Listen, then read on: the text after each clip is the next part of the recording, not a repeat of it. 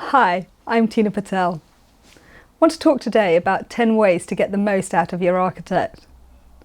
Firstly, speak to them as early as possible. Ideally, as soon as you know that you are looking to do a project. The architect should be one of the first people you engage with.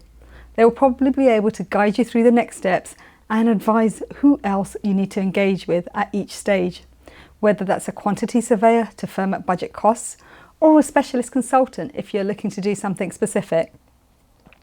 Consider these initial conversations with the architect as part of the investment into getting the most out of your project. Time spent at the outset will likely lead to an easier and less stressful build. Be transparent. Don't forget your architect is there to help you deliver your project and get the most out of your space, whether you are looking to maximise the number of bedrooms or are working to a tight deadline or budget. Be honest about those things as soon as possible. Being cagey about your key aspirations because you fear they'll charge you too much or not be creative and will not help you achieve the most for your project is not a good line to go down. Your architect should ask these questions of you and explore options around these to see what may be possible.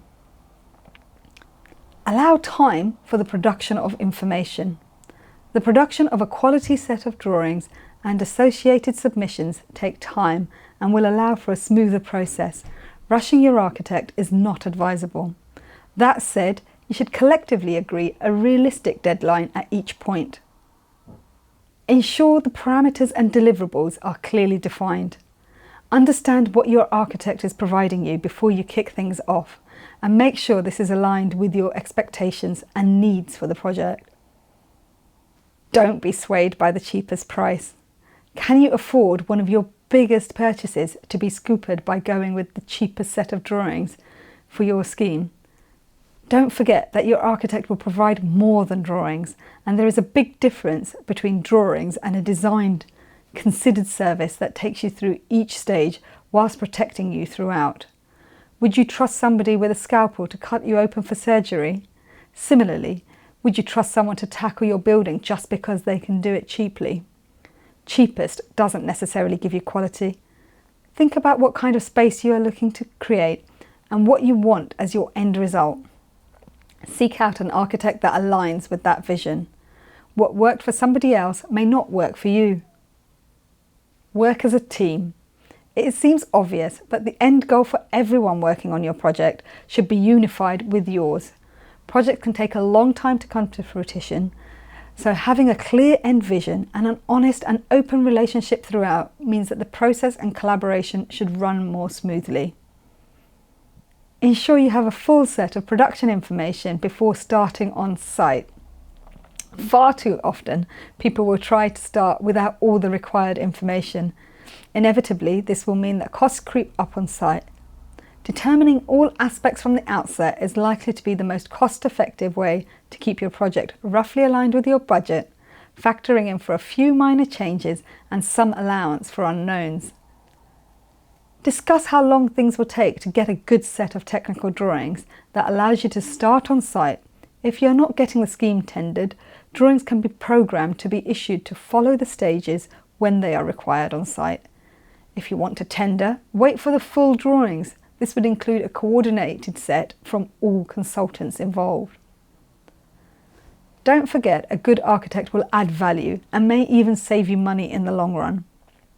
Good design will make you money by enticing people to want to buy or rent your project, or giving you a home that fulfills the needs of you and your family. Your architect should be offering creative design solutions based on your agreed vision. Poor layouts are likely to equate to frustrations further down the line. An architect should listen to you, but equally you should listen to them. An architect should be coming to the table with their professional, honest judgment on matters. There is no point in having yes men or women on your team. Listen to them and ask them to explain the implications of any aspects that are unclear or have an impact on what is possible.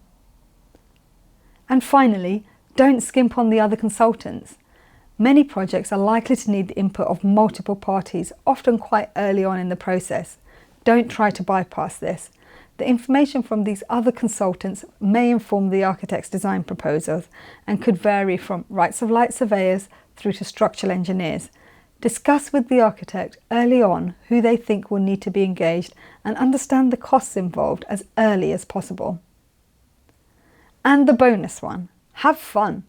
Having a good team working on your project should reduce the overall stress on the project and make for a fun, enjoyable and less challenging experience.